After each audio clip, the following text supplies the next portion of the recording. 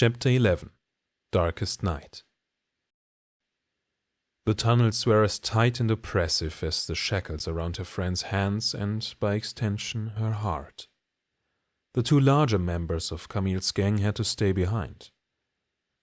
He had insisted, however, that Mikael and the twins come along, as a small incentive to ensure Sasha led them safely through the tiny tunnels which had been dug long ago for slender children's bodies.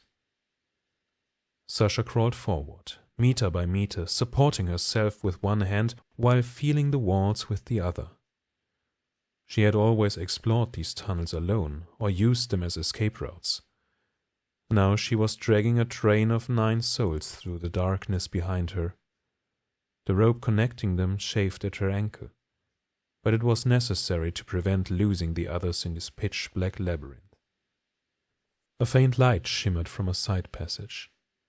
It was one of the alchemical lanterns that bathed the still-used tunnels in eternal twilight. Sasha signaled the others to wait. She listened and then cautiously peered out of her hole. "Most of the guards will be at the festival," Camille whispered. Sasha nodded.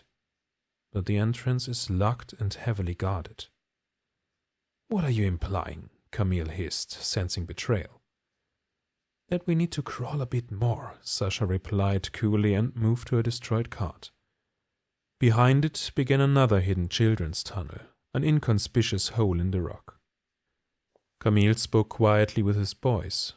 Meanwhile, Sasha tried to catch Mikael's gaze, but he only shook his head almost imperceptibly. The danger was too great for the twins.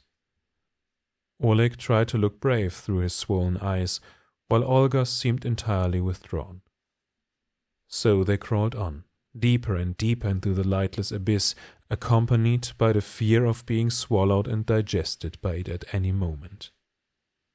The world above drank and celebrated, perhaps forgetting all misery for one evening, and they would also forget Sasha and her friends if they met their end buried down here. But Sasha's heart still beat, and it beat even faster when she felt the large stone marking the exit. As she pushed it aside, delicate, reddish light like that of a sunset penetrated their tunnel.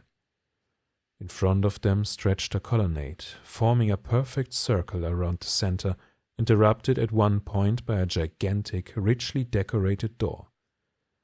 The light came from a basin in the center of the room.